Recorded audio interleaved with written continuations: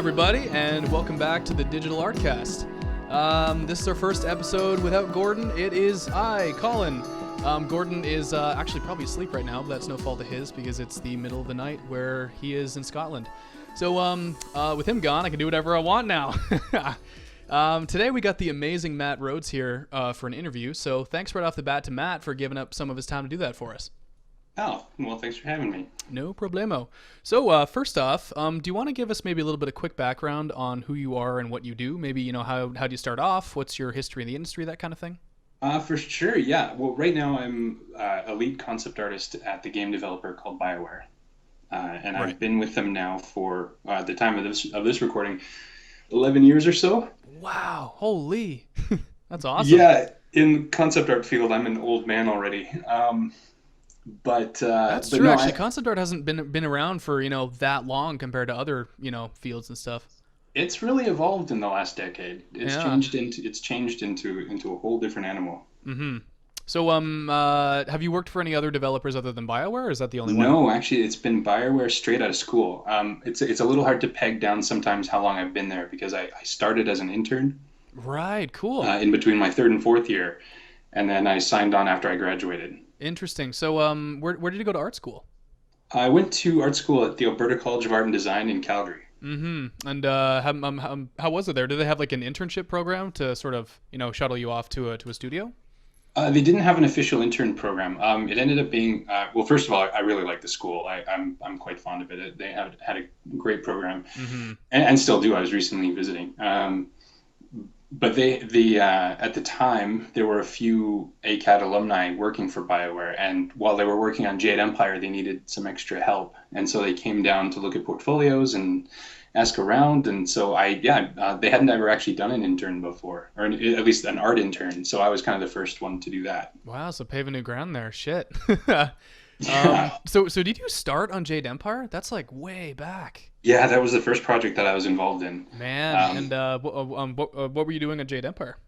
I was doing character concepts mostly. Nice. And were they character concepts that were going directly into the game then? Yeah. Wow, shit, that's cool. And this is in between your third and your fourth year. It was, yeah. Wow. It was that summer I was working on Jade Empire, and then they were actually getting really close to the end. So I was kind of just providing extra NPC concepts and follower drawings and stuff like that. Nice. And then Mass Effect was just starting off, so it was codenamed SFX at the time, and I just kind of started doing work for that. And then I stayed on contract while I went back to school, so I was doing Mass Effect designs in between homework assignments. Jeez, now that is something that a lot of people will be envious of, like, interning and then basically just being able to stay on at the studio that you're working at the summer before. That's actually that's really cool. It was a dream come true because previous summers I was like landscaping and biting my fingernails off, worried that I wouldn't be able to pay for my next semester. Mm-hmm. So before you interned at BioWare, did you kind of know who they were, or was it sort of like just a thing that dropped out of the sky? It really dropped out of the sky. Like I had played Knights of the Old Republic with a friend, but I never connected it to a developer. I wasn't following them in any way. Mm-hmm. So it really was it really was out of the blue because I was on my way home one day and a teacher just said, "Hey, grab whatever artwork you can find and come to this room." Oh my God, that's so cool. Yeah. So I had my sketchbook, and there were a whole bunch of fourth years standing in the room. And they basically pushed me to the front of the line. I can only assume to just get me out of the way. But and I just sat down in front of right in front of the people that were there. Director. Yeah, my current art director on his name is Matt Goldman, Mm-hmm. and he was actually the one that talked to me, and I had no idea who he was, so I just handed him my sketchbook, and we just talked about games and art, and then I went home, and then 2 weeks later I got the phone call that said, "You want to be an intern?" Wow, in that like 5 minutes or whatever it was, you must have made quite the impression then. Shit. I guess so. That's really cool. I'm very thankful I carried my sketchbook wherever I went. Yeah. So before that, did you have sort of dreams to get into art in games, or did it literally just fall out of the sky? It literally fell out of the sky. It was Wow. never games. It was only like in my mind it was either film or comics. Film or comics, like feature films or animation? Whatever I could find. Or maybe I would have gone to animation school if I could have afforded it. Mm-hmm. But I went to art school instead, and so I just thought, okay, I'll find some way to do it somehow, or graphic novels, or movie concept art was getting pretty interesting at the time, so I thought Yeah. that would be kind of a cool direction ahead. 11 years ago, that would have been 2005. Yeah, Yeah, I guess movies were really starting to pick up then, especially animated films as well. Shit. And yeah. I can tell you from experience, animation school is very expensive because I just graduated like 4 months ago. Oh, It's congratulations. it's killer in terms of tuition, but it Yeah. was like you're fond of your school. I'm definitely fond of where I came from as well. It was Was I that mean, Sheridan? yeah, I was Sheridan. It was it really is what you put into it, and I put a lot into Yeah. it, and obviously you get a lot of it out of it when you do that. That's yeah. Every student or aspiring artist needs to know that. Like, you're not going to get anything out of it but what you put in. So so We actually have a fair amount of Sheridan grads with us at Bioware. really, yeah. Actually, I was. I don't know any by name, but I know for a fact that a lot of fourth years either got scooped up immediately or went off after like a studio or two. Like I think do you know Ben Lowe? I do. Man, I saw his thesis film back right before I did my thesis film, and I was just like, this guy is gonna end up places. And then he goes and works on BioShock Infinite. Now he's at BioWare, and I'm just like, God Yeah, damn, that's awesome. I know, it's really awesome. I work with. Do you know Nick Thornborough or Casper Conifel? Both names are familiar. I do not know them in person Okay, though. yeah, they're both on the concept art team. Wow, and they are they both from Sheridan? Yeah. Nice, and I guess both from animation too. It's Yes. weird Yeah. how like all the animation people are going off and not doing animation. I know, right? Yeah. It's what happens when you just burn a bunch of 2D animation desks, I guess. Or yeah, I mean like animation also gets you to draw an absolute crap ton, so maybe people would be like, And I could put these drawings to such better use. totally. Well, I mean, and that's, I mean, again, this makes me sound like a Luddite and an old man, but as great as new technologies and awesome things are, if you can draw, you can use ZBrush. If you can draw, you can use whatever. You like it. Just the drawing is the true potent skill. I don't know. Yeah, so like if say you met someone who wanted to like really get into 3D, what would you say for them to, practice 3D a lot or maybe go half and half drawing in 3D? Half and half drawing in 3D would probably turn them into a monster. Really? I think so. Because like the 3D is great and that's awesome, but there's something about drawing. I mean, I've used this. I was talking about this in Montreal recently. That there's a lot of artists that I know that if like they draw incredibly, and then when they go to turn their artistic attentions elsewhere, it's just it's still there. It's still amazing. Mm-hmm.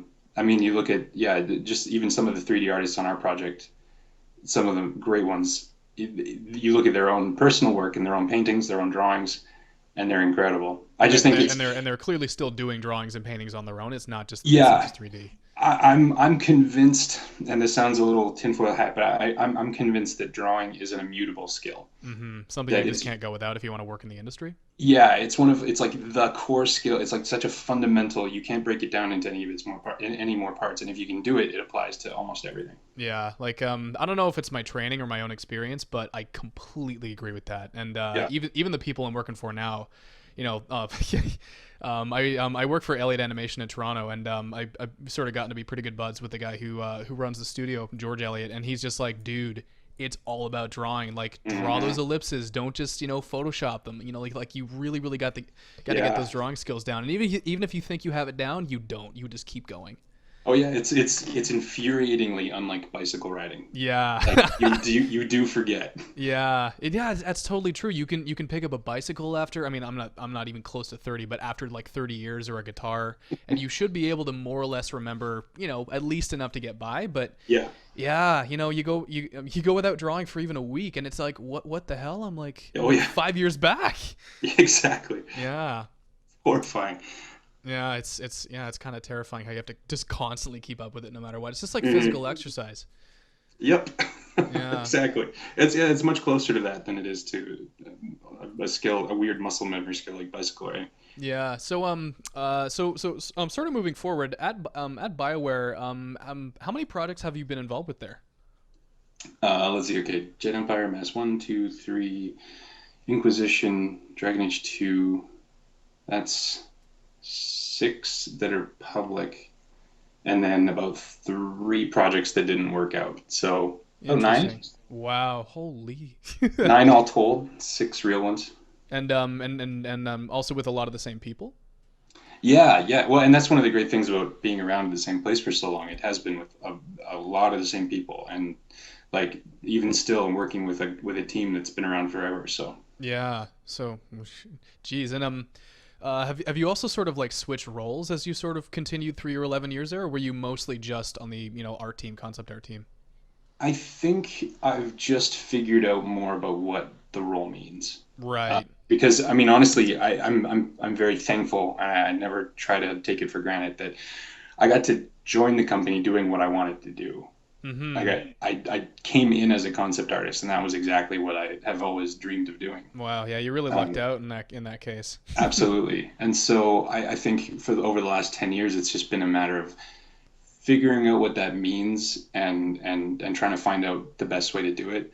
And also living up to the responsibility of it, because honestly, there was a certain amount of terror. I mean, I worked on Mass Effect fresh out of college, Mm-hmm. and that ended up becoming, I mean, Mass Effect. So it's like trying to become an artist worthy of that responsibility. Yeah, that's I mean just thinking about Mass 1, 2 and 3, like I played those games to death and just looking at the visual design in like literally everything. Like I have the Normandy up on my desk just to remind me like there's that one shape that permeates everything in those games. Yep. Like it's just it's awesome, man.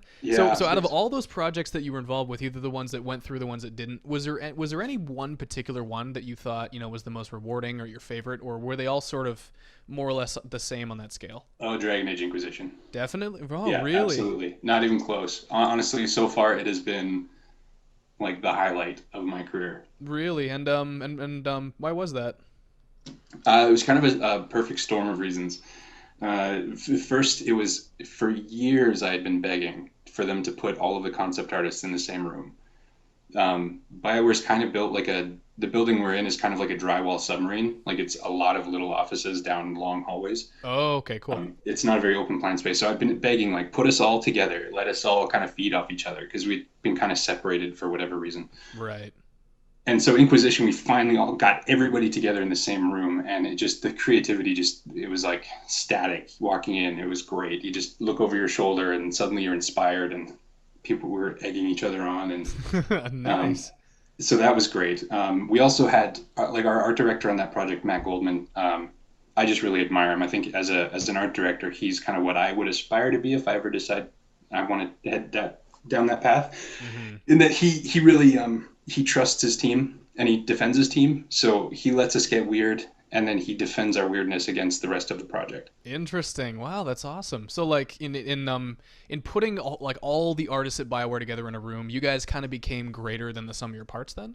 Absolutely, yeah. Well, and that, I like to say, like we were able to release an art book for Inquisition, and there became a point where we had the discussion that we can't credit each image individually. We have to do it like movie credits because there isn't a single image that we can find that was just done by one person. Right. Like some of them were drawn entirely by one person, but it's subject matter that was designed by someone else, or it wouldn't have gotten that to that point without A whole bunch the of people throwing in someone else. ideas. Yeah, so there was just like ego was stripped away, and everyone just basically kept pushing and pushing and sharing techniques, and yeah, it was a really great experience. Well, so just allowed you all to operate at the top of your game then. Damn. Yeah, Wow, like you know what? I noticed in transitioning from Dragon Age 2 to Inquisition when I played it, I was just like, this is something different. This is like it's good. It wasn't what I was expecting, but even from that first cutscene, when your character's like, I can't remember if it was a dream sequence or it was right after the explosion, and you're like yeah, climbing up that tower. I'm just like, yeah, there's something different. There's something cinematic going on here that just wasn't in the other two or even yeah. even in Mass Effect. And I was just like, what is going on? This is cool, and it carried throughout pretty much, like the entire game. And I was just like, damn. Well, and that's I mean I felt the same way watching, especially like that opening sequence for as an example. Nick Thornborough was looking at how the opening was happening, and it was a Hmm. lot of exposition and walking and talking. And Nick just knew that there was a better way to tell that story, and so he storyboarded that whole sequence essentially on his own, I think. Wow. And then he brought it to color, so he fully colorized it, and then one of our cinematics guys put it to animatic, like made an animatic of it. Hmm. And we all got so excited about it. And when we brought it to the writers and the lead and the designers and all the leads on the project, we basically just let it play, and everyone just left the room knowing that that's what we were going to do. Like, There's like no other way, it was guys. just like, well, of course we're doing that. Wow. Just an interesting mystery. You don't know what's going on exactly. It's giving you information, but not too much, and that actually really helped kick off.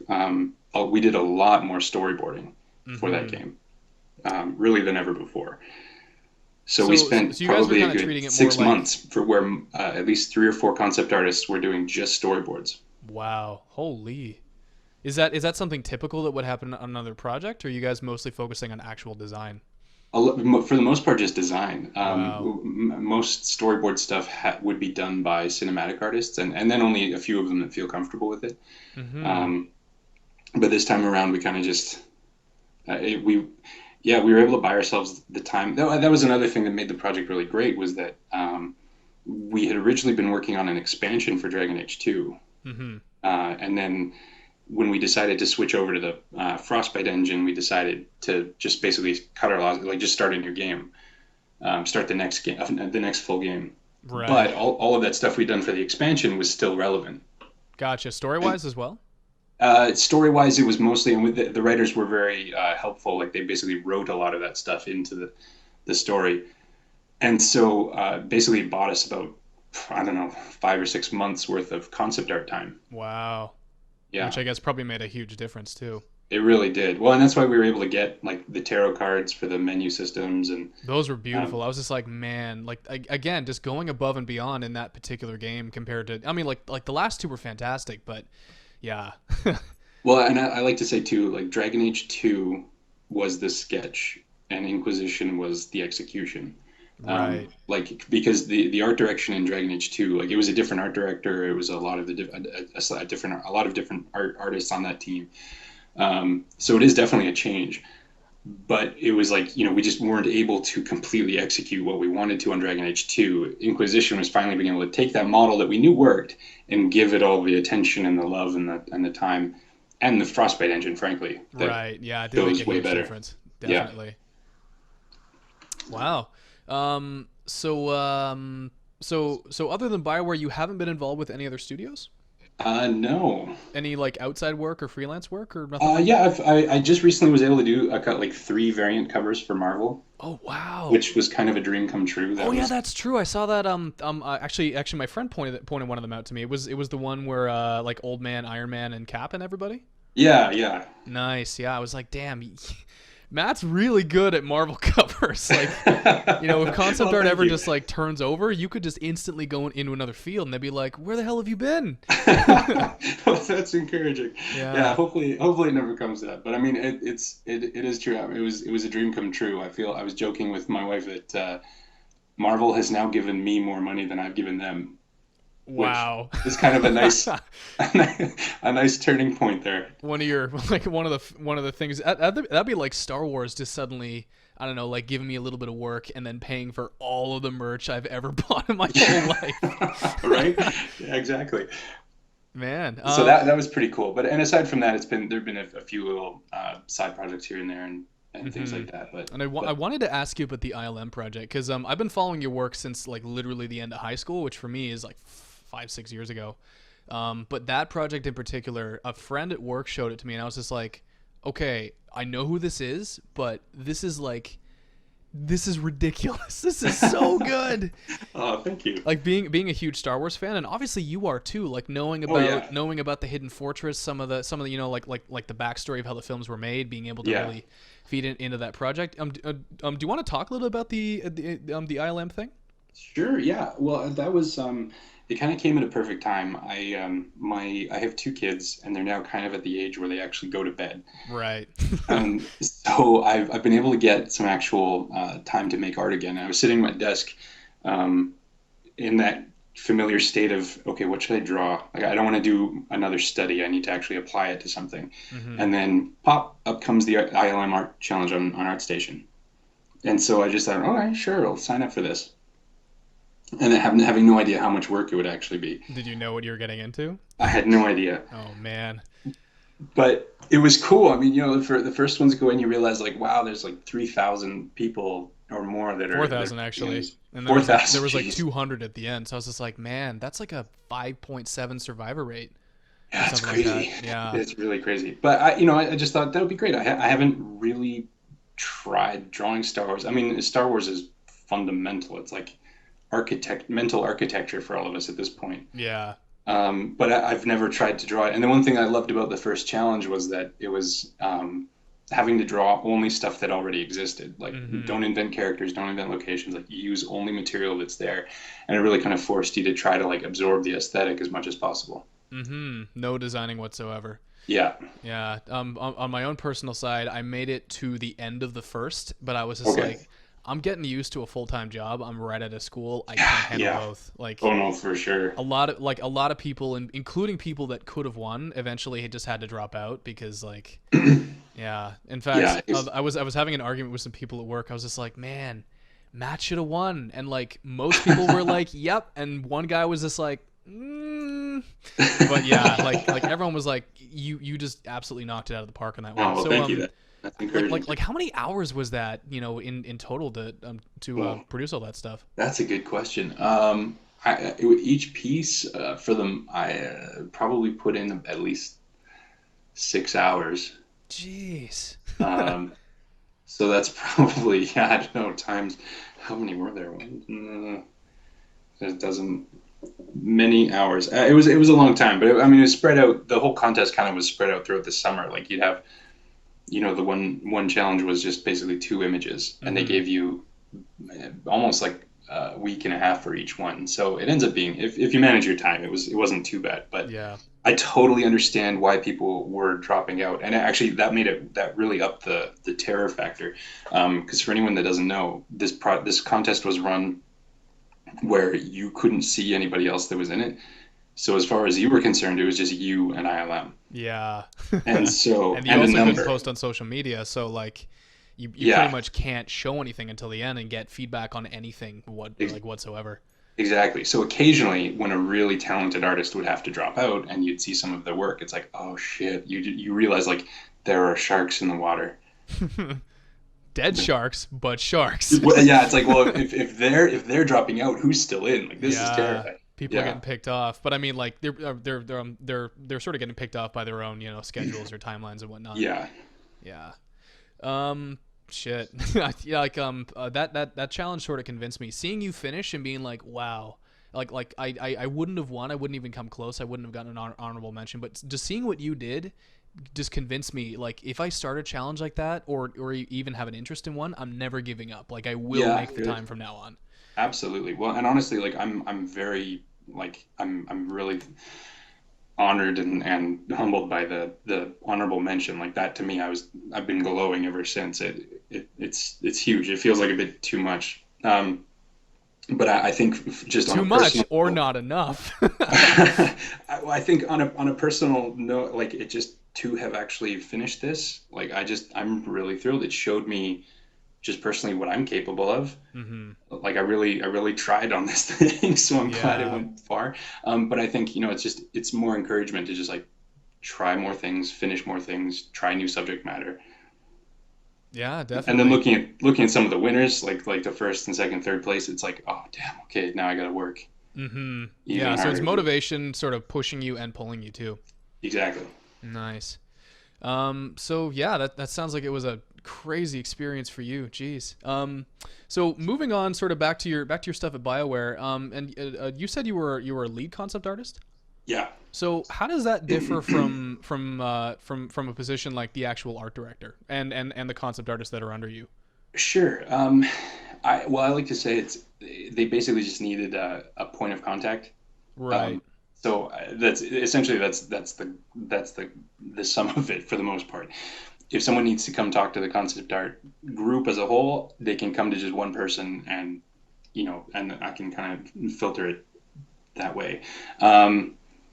But in trying to emulate my art director, there's something I really love about I just see like in leading, he's leading by example, and he basically looks at what his team is experiencing and tries to get any obstacles out of the way. Like Mm-hmm. that's his number one job. So I kind of try to do the same for anyone that's working with me.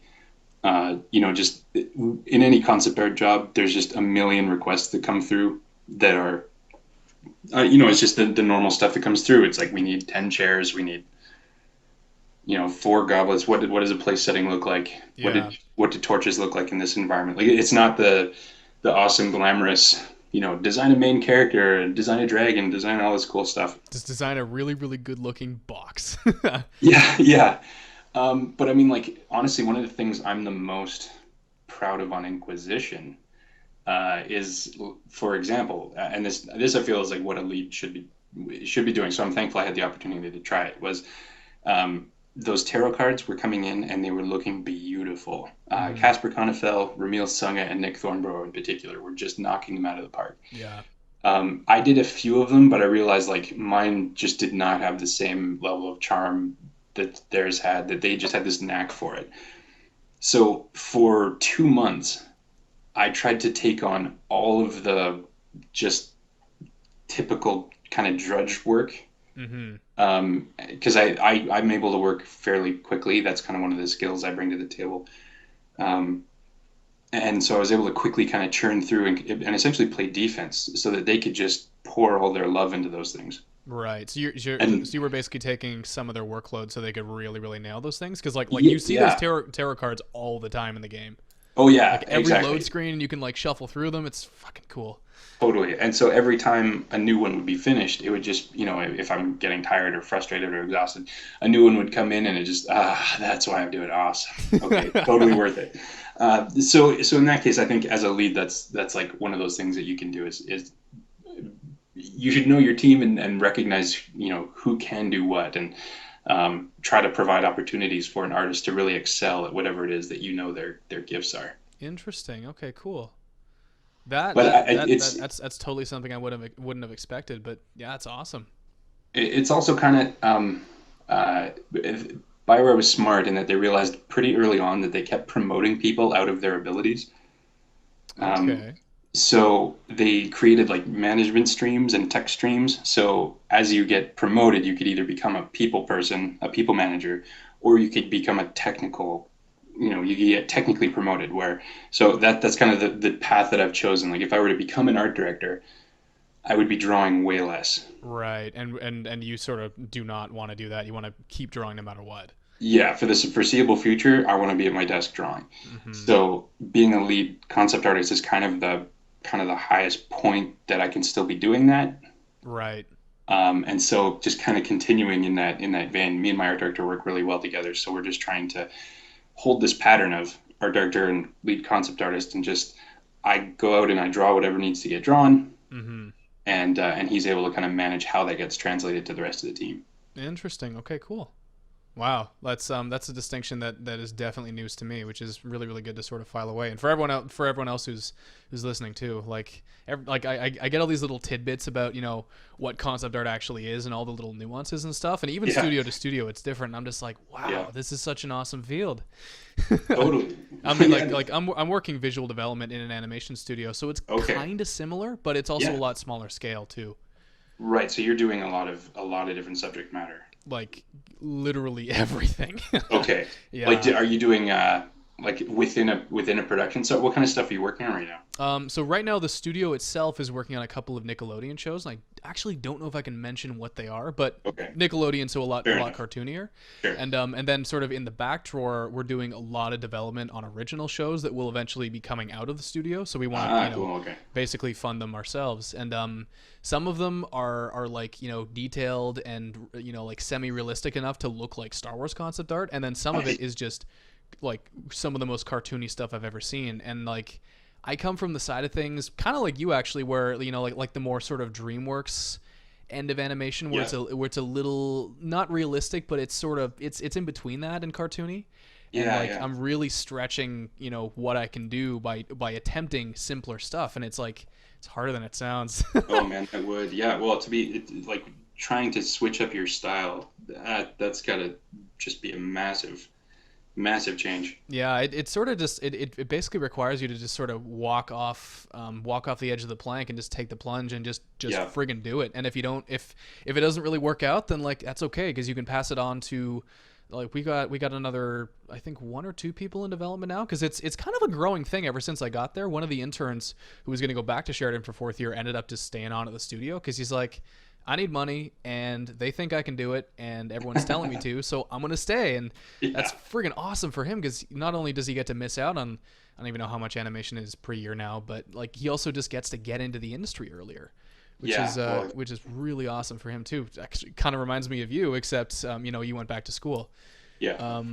But yeah, it's a really really kick-ass job so far, and I'm just absolutely loving every part of it. It's really stressful too, but I think that kind of comes with it. Yeah. Yeah. For sure. Like Well, like like and that's and the in, nice in, thing in is, in your own experience, is it sort of like stress sometimes, lower stress other times? yeah, it definitely it comes in waves for sure. Hmm. There's times where everything is needed right now, and Yeah. then other times, although it is rare, that you get to sit and really think and try things out and experiment. Hmm. Um, but I mean, that's true. That the stressful times, I think, are it's really good. We've been doing some life drawing at work, and we uh, you end up getting into that 10-minute pose length where you're starting to really just take your time. And then at one point we switched right back to 1 minute. I was like, oh crap, shit, how does this work? Okay, and you suddenly realize that how much confidence comes from having to rush, Hmm. Yeah. and you really find your own shorthand when you're trying to get things done super fast. Yeah, that's totally I what gesture drawing is all about. It's all shorthand until you can get into the other Yeah, poses. which I'm starting to believe more and more that's all style is. It's like whatever your shorthand is. Hmm. Yeah. There was a YouTube video and someone was mentioning that. Yeah, a friend sent it to me. I watched it about a month ago, and he was saying like it's better just to learn to draw realistically, and then Yeah, sort of figure out what your shorthand is. What was his I example? I think I know he. the video you're talking about. He was talking about an anime nose. Oh yeah, that was it. Holy shit! And he was just like, so like the shadow shape. Basically, the artist just like distilled it down into this particular shape, and that's it. It's a nose missing all the other detail except for this, and it's Yeah, sort of how he sort of shorthands reality. And I was just like, that's amazing. I'm just gonna completely forget about my own style then and just study reality until it becomes boring. yeah, yeah, exactly. Yeah, being able to just, yeah, because if you understand it, you can change it, you can define it. That's it's funny too, because I'm kind of glad to use the anime example because I mean there are some very talented artists who use it, but there are a lot of style traps that young artists fall into Right. where they think if they just figure out this style, then they're going to be okay instead of figuring out reality. Yeah, definitely. I actually know some really really kick ass artists who work in like an anime style, Yeah, but the best ones can switch immediately out of it, and they're exactly. just like, I can draw Western cartoons, I can draw like Western comics or like realistic anything because they've already Totally. studied it. Yeah, Yeah. Well, a definitely, great other example would be like furry artists, but then you look at Black Sad. exactly. Black Sad is like that, just taken to the absolute like extreme, but good extreme. Exactly. And I think I'd argue that Black Sad like it definitely comes less from like the anime furry side and more from like just I guess the anthropomorphic Disney animation side. Just being unbelievably talented side. Yeah. Yeah, basically, and then watercoloring every single page. Like what the hell, man? But That's man, I just know. I know. ugh. Like I'm not even that far along my own development. Like my career started 4 months ago, but like god damn it, I still Ugh, gets yeah. so daunting, but Yeah, well, worth you know what? Like, do more ILM challenges, and you'll have the confidence to just make a black sad yourself. Actually, that's it. another Yeah, question I wanted to ask you. So, like on the side, if you have any time at all, do you have like any personal IP projects going? I do. Really Yeah, I awesome. do. I a few years ago, actually, surprisingly a long amount of time ago now, probably like 5 or 6 years or something like that. I did a comic for an anthology project Mm-hmm. that some fellow artists and from ACAD and BioWare were doing. So everyone just kind of pitched in with a comic, and I just enjoyed that so much, and I've been Mm-hmm. thinking about it ever since. So I've been kind of writing and drawing. I've got about 10 pages of thumbnails for an outline. Wow. Uh, so I think, yeah, just kind of toying with the graphic novel thing. We'll see how what time allows, and and how things Yeah, go. that's pretty much it. Like you got to schedule it into what you're already doing. Yeah. But yeah, actually, there's an artist that you if have you heard of Mickey Montillo? Can you spell that? Miki and then Montlo with an accent on the O. You might also just get lucky by searching Yeah. Warship Jolly Roger. Oh yeah. Okay. Yeah, Absolutely. that's pretty Yeah. much exactly what you just described, just made real. Totally. That was incredible. Yeah, I'm staring at it on my desk right now because I finally just found the hardcover version, and I was just like, so, and I flipped to the back because I knew there was gonna be some cool stuff, and he basically just treated it like an animation production, and the entire comic could be cells from an animated film, but they're just Yeah. drawings, really Yeah. really well rendered and drawn drawings, but like it could be an animated film if he could find like all the funding and stuff. But yeah, that's basically it. Personal IP turned real into a comic book. Mhm. Well, and what's the? I'm not very up on it, but I was excited to see Disney picked up Delilah Dirk. Am I saying that right? There was, but basically just this side project or a graphic novel project. Someone who'd been on for years totally just looked like a thing of passion. Now it's essentially the next IP. Wow. You know what? I'm gonna have to search this because this is news to me. Delilah. Oh wow. Holy. Yeah. Oh, you know what? I've seen this. I've seen this a little bit, and number one, it totally looks like something Disney would pick up. Hmm. Yeah, it's really up their alley. But it's interesting. A lot of like really really well drawn comics, like they're all they don't all look the same, but they all have that look like someone who can draw Yep. literally everything. So Yep. they just do draw literally everything. Exactly. And Exactly. geez, yeah, I'm gonna have to look. I'm gonna have to look more into this because this is some insane looking stuff. Yeah, it's really nice. Wow. um, we've actually kind of gone over this a little bit, but is there anything else that you think like what's the least known thing about working as a concept artist in games? Like something that people may never have thought of. Um, that's a good, that's a really good question. One that I'll probably think about for the next few months. But I think, over one of the ones that I've been kind of passionate about that I've talked about is just that there is a lot of really mundane stuff that needs to get done. Mm-hmm. And there's not really any way around it. Yeah. Um, at least, for this foreseeable future, that a chair is a chair. We need to know what chair is, but like with games, okay, well, let me put it this way: with movies, there are prop warehouses where you can go find stuff. You can go to locations, you can get things. Right. Um, with games, everything needs to be built by somebody. Every Mm-hmm. blade of grass, every wooden table leg, everything needs to be Right. built. Because you can't just reuse assets from like 10 games or 10 years ago. You have to design everything from scratch. Yeah, given the nature of technology, I mean, I have a rant for another day where I think honestly, honestly, someone should just pull the lever and we should stop and just try to make everything we have now as good as possible Right. for like a solid decade and just focus on art and story. But I know that's never going to happen. It's crazy, but that actually sounds really cool. Yeah, but I think that it's one of those things. So being able to keep working on your fundamentals and keep working on being able to render stuff in a convincing way and is taking every opportunity to reinforce the story, Mm-hmm. because every crate has the potential to say something about the setting. Yeah. Yeah, Um, definitely. so there are those chances there, but just being really okay with that, being enjoying taking on all of that extra stuff, because it really it's like a side project. If you want to do a graphic novel, I mean, I admire Mike Mignola. Hellboy is just incredible. It's my favorite graphic novel ever. But he figured out a way to only draw the things he likes to draw, Mm-hmm. And which somehow is just make a story out of it. exactly which is awesome. But taking on a bigger project like a comic, suddenly you realize, oh shit, if I don't draw these cobblestones, it's just not going to work. Yeah. And so you have to force yourself to get into all of these little details. And I like to say too, especially character concept art, it's like a character concept work is 90% anatomy and drapery. Mm-hmm.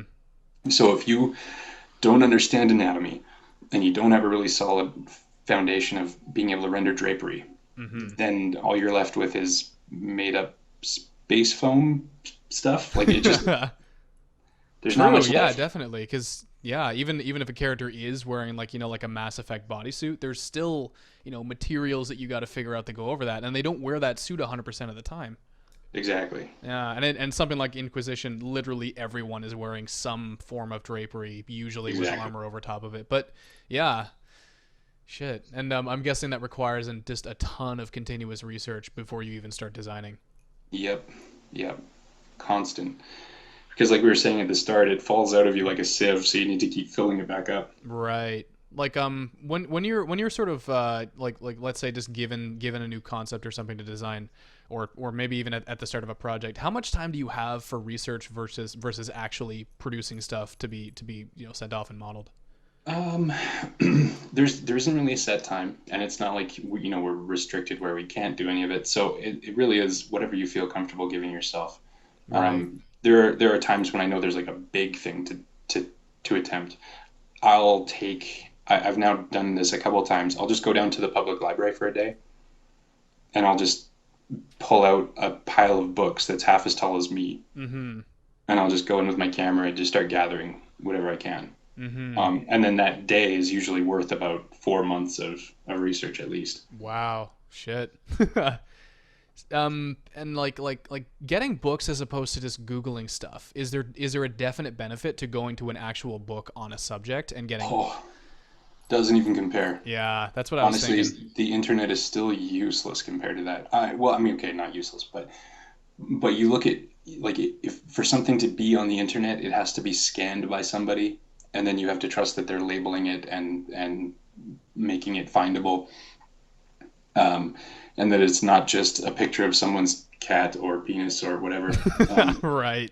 and And and you're so, talking about really really specific things like like a type of drapery or a type of armor that's been worn like for 100 years in some corner of the world that you could easily just find in a book along with hundreds and hundreds of other similar things that you could research.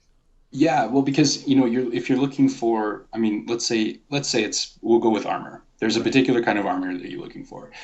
You go online, and once you're able to filter out all of the Skyrim armor and all of the LARPing armor and all of the cosplay and all of the Halloween costumes, Mm-hmm. you're left with what it ends up being actually a fairly shallow pool of material. But you go to the library, and honestly, still there are books and books and books, all yet unscanned, that are filled with images that are all cited, labeled, and then that book is then a page right beside the next few pages are filled with other examples of those things Mm-hmm. and Something that might descriptions of even what suit those your things project better. are. Right. So with armor, I mean, if you realize, okay, well, in my game, you're only ever fighting magical crabs that shoot fireballs. Well, we know that the armor that was designed for the Middle Ages was built to solve a certain problem.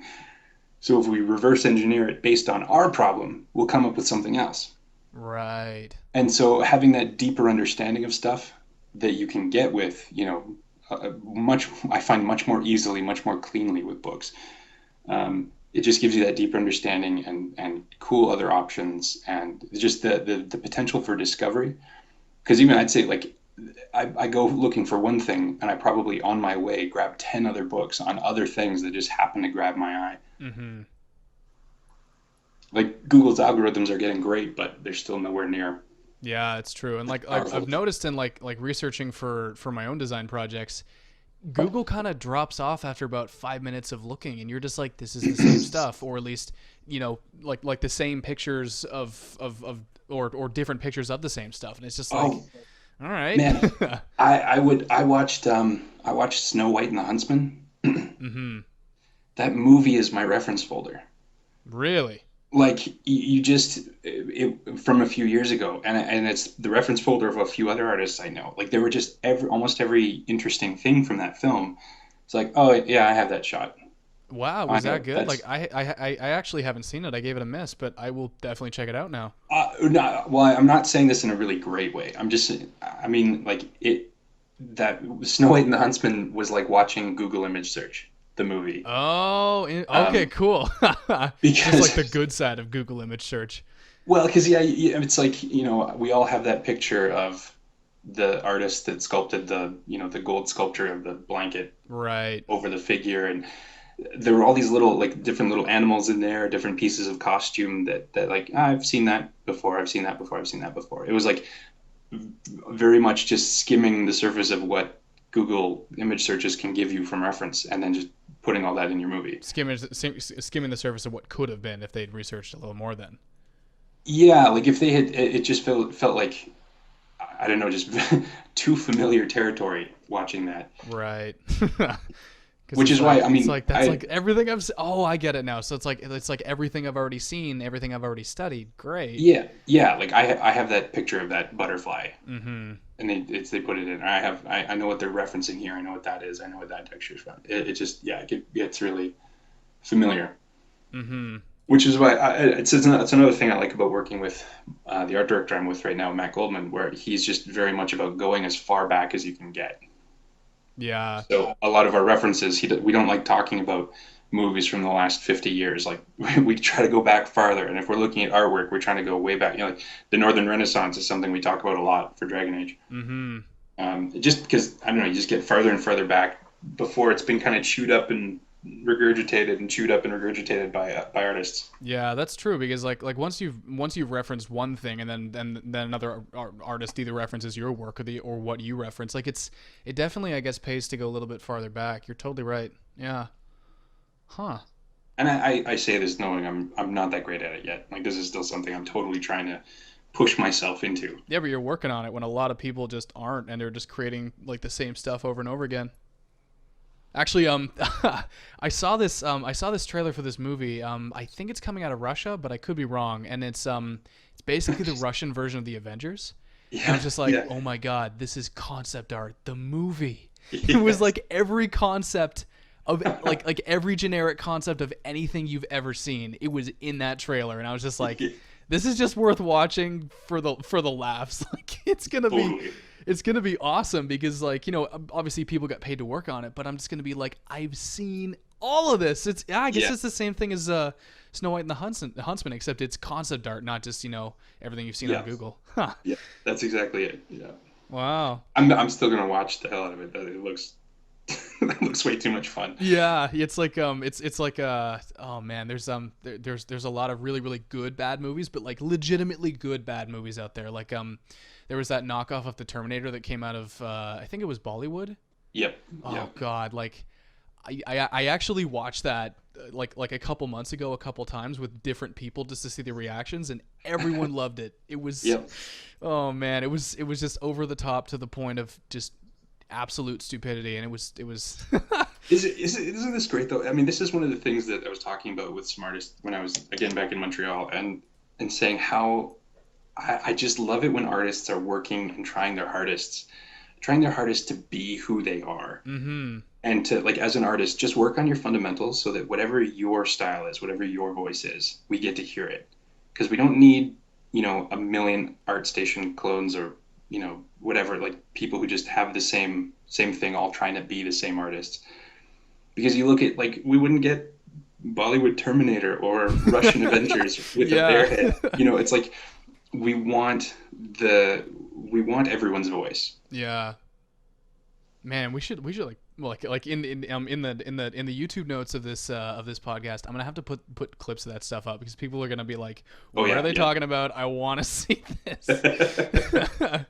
I was actually gonna ask you sort of as we start to wrap up, what would a piece of advice or like several pieces of advice, if you have them, be to someone who wants to get into concept art for games specifically? But that sort of is it right there. Like, Hmm. just like work on your fundamentals and just let your style come. And like I know how hard that is because I've been fighting with it like ever halfway through school and even now. Like I just gotta sort of lean back and let Yeah. it come.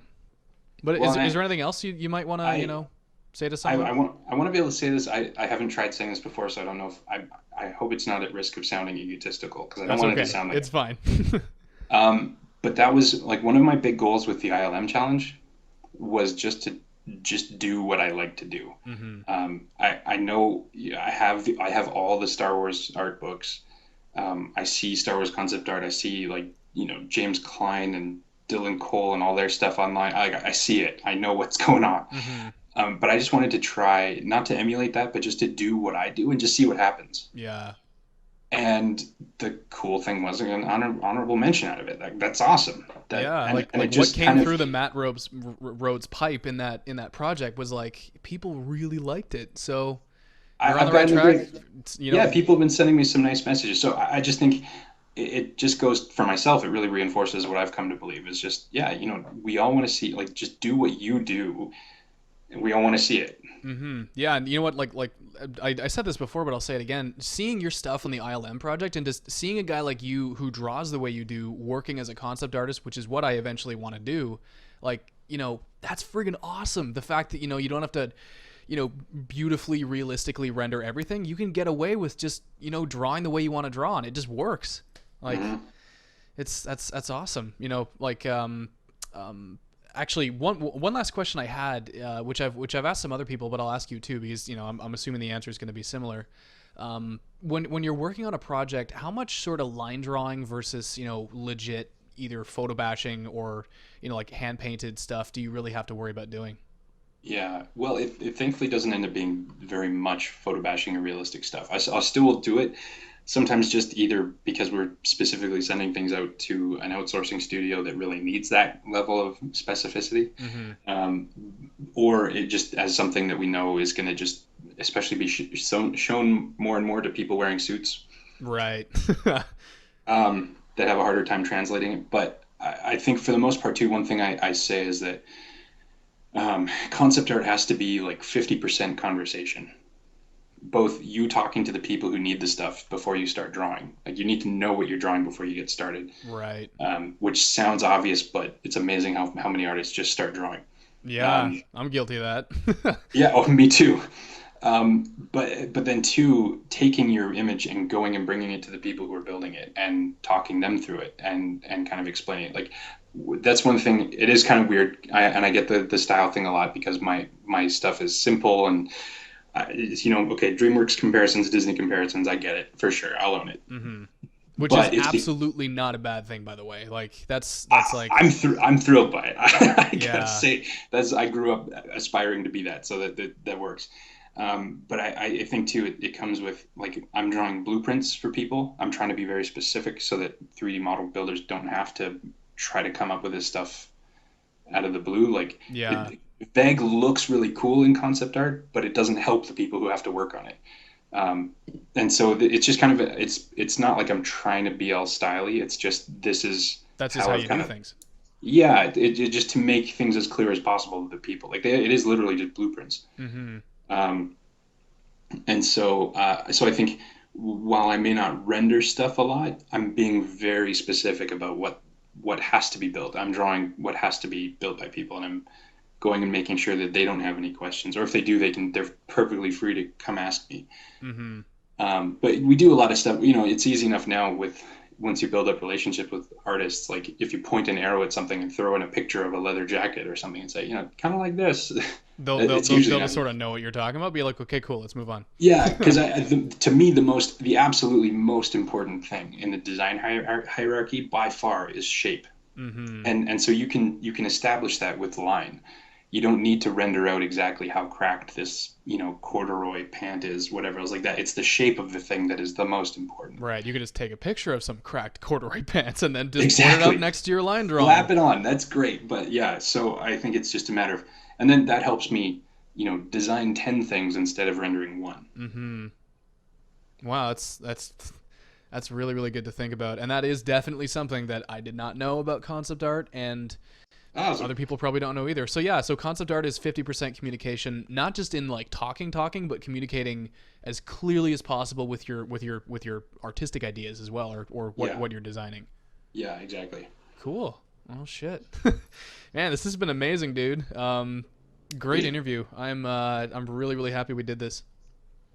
Yeah, it's been fun. Yeah. So as we sort of I can talk about this stuff forever. Sorry. Yeah, I can tell you've really sort of got your thoughts straight with everything. So as we wrap this thing up, do you want to let everybody know where your work can be found, like ArtStation or your blog or whatever? Yeah, sure. You can find my work at ArtStation, or I do have a Tumblr account, a Twitter account. I still have an old Blogspot account that I can't delete because I'm just so nostalgic about it. I forced myself to just choke down my. I made a Facebook account, so I have that Mm-hmm. only recently, and I think I have a DeviantArt account as well. I do. I shouldn't. I just don't go to the DeviantArt account. DeviantArt is DeviantArt. Too late. I'm Yeah. like back in high school. That's where I first found your stuff. I was just like, I remember, like copying your what was it? Your I think it was your reboot redesigns, and I was just like, Oh yeah. this is so freaking cool. And like that was actually one of my first sort of introductions just to art in general. It was you and Joe Mad and like a whole bunch of like original Star Wars concept artists and like 50 or 60 other people, but that specifically, I remember that clearly in my mind, and I'm just like, damn. So yeah, thanks for the intro into art, Matt. It's getting really surreal and trippy to be talking to younger and younger people about about this People stuff. that just like dug your stuff up and copied it and then tell you about Yeah. it like 10 years later. When I'm starting to hear like, man, when I was a kid, my dad and I would play Mass Effect, and it's like, what? Wait, hold on. How old are you? I don't know. What year is it? I don't know if I should tell you this or not, but I played Mass Effect when I was like, I don't know, 14, 15, 2007? Yeah, Are you around serious? then. Oh Yeah, my and goodness. that of course blew my effing mind because I played Jade Empire, I played KOTOR 1 and 2, and then Mass Effect came along, and I was just like, okay, what the heck, what is this? It was awesome. Anyway, so yeah, is there anything else you want to get off your chest or say? Oh man, I can't think of it. Well, there is one thing, but it might take too long. You know what? We got time. We can take another 5-10 minutes if you want. Well, this is just something kind of neat that I figured out. I was recently at an art conference in Montreal. That was Awesome. called The Gathering of Masters by Sin Studios, and there was everybody showed up no, thinking that okay, everyone else who's come to talk about this has way more technical knowledge than me, so I'm going to talk about something that I think is important. Hmm. It turns out all 10 speakers came to talk about story. Really? Yeah. And so you had like James Gurney and Terrell Whitlatch, and then like animator or Samantha Youssef, and like Ubisoft concept artists like Raphael Lacoste, and it just And they were everybody all came to they were all talking about story because like Samantha Youssef is like a big life drawing buff, and yeah. shit. Well, and that's where Samantha Youssef was the one that triggered it for me because she was running a life drawing session at the end of the night, Hmm. and she talked about how the line of action is the story, and everything else on top of that is like the grammar. Damn, And I was you're like, blowing my mind because when at Taffy, which is the Toronto Animation Arts Festival International, if I'm saying that right, she was there and she was saying that, but she did not say exactly that. So that's really cool. How that she must have like developed that idea afterwards, I guess. yeah, it kind of blew my mind because I realized like the story is absolutely everything. It is at the core of what we're doing. Like Hmm. if you don't have a story, if you're not telling a story, there's no point drawing anything to. And Yeah, story is it's just kind of like context. It's sort of like it's your reason for drawing this character or this box or whatever. exactly. So when you're doing like a life drawing, having that line of action, like that's everything about the character right there. That's everything about the pose, and then everything after that. If you nail that line of action, and you get their story, the pose will work. Right. And so I still haven't clicked it together there, but it just reinforced for me how important that is. So that's something I've really been kind of stewing around. Maybe in a couple of years I'll actually have that as a really digestible thought. But Right. Yeah, I remember her version of line of action was different than what like you would normally be taught in art school. It's not like it doesn't follow the spine. It's like the general action of the body. And I remember she had like a whole bunch of live action stuff that she'd drawn over. And I was yeah, just yeah, like I was just like, man, mind blown. Especially with like the stuff where people's feet were leaving the ground and then the line yes, quickly transferred from one leg to the other. I was just like, yeah, dude, yeah. what is going on here? It's amazing. Yeah, and she was really cool to talk to too. Like she had so many amazing ideas about just life drawing, story, life in general. I was just like, okay, I'm just gonna listen to Yeah. you, and I'm not gonna say a word because I don't want to interrupt you. Well, as like both ex ballerina and ex like Disney 2D animator, she is like the chosen one of life drawing teachers. Mm-hmm. Absolutely. Yeah, yeah. Like it really doesn't get more sort of like niche than that. You know, like understand the body through like both moving it herself and then drawing it and then seeing it. It's like Mm-hmm. you can't you can't ask for anything more in a life drawing teacher than that. It's crazy. Shit. Actually, so in school, did you do like a ton of life drawing? Is that kind of where you started your life drawing track? Yeah. And Yeah, then we you just did. sort of Yeah. continued it up until now? Yeah, it was part of the fundamentals program. Like just everyone did it, and yeah, it was just something that we never stopped. There's a place that does it up here in Edmonton. I try to get to drop in classes, but I'm not very good at it. But even just at work, we've done like video series, which drawing from pictures is never quite as good, but it's at It's least something, yeah. Yeah, It's better than looking it's at better after. than not doing it. Exactly. Yeah. Well, yeah. So I actually kind of fell off the life drawing train a little bit, but I really got to get back on because I'm like fresh out of school and I absolutely do not want to stagnate. And it's probably Oh not going to yeah. happen, but they got like drink and draw sessions in Toronto, and like Oh, there's that's actually great. quite a few. Like, so I really have no excuse. I basically got to get back into it. Yeah. No, that's cool. Actually, it was kind of neat recently. I found out, well, one of our technical artists or our technical animators, sorry, Aaron, he has horses. Um, so I actually got to go out to his ranch and we did like a horse life drawing session. Wow. Felt like I was just pretending I was one of the old Disney animators back in the day. Bringing animals. Yeah, going like researching on some crazy new film. It's Yeah. all horses. Yeah. Yeah, next James Baxter over here. Anyway, dude, it has been absolutely fantastic to talk to you. Like, learned a ton of good stuff, and other people will too once they watch this. Well, I hope so. Awesome. Anyway, so guys, this has been our interview with Matt Rhodes. I had a ton of fun. Hope you did too. And I'd like to thank him for giving up part of his evening to have a chat, share some of the wisdom. Go ahead and hit that subscribe button if you enjoyed this. We got plenty more awesome interviews coming up soon. And this has been the Digital Artcast. And I'm Colin. Gordon will be back for the next one. And I will see you guys all in the next one. Bye-bye.